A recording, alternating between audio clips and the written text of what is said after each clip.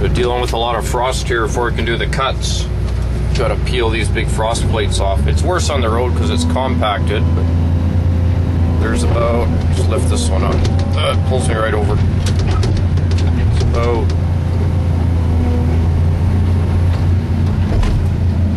about 10 inches thick, the frost here.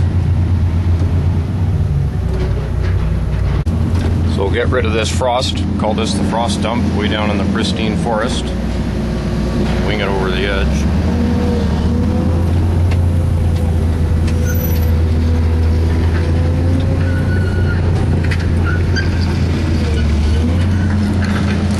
And there's Jack Frost's new home.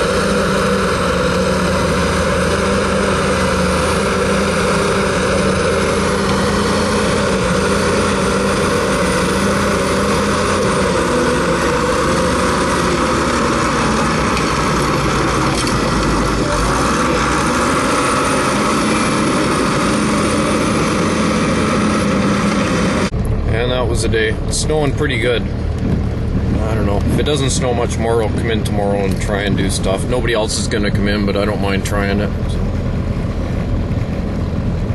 So. These guys are still running down here. Got the road blocked. Hopefully I can get through.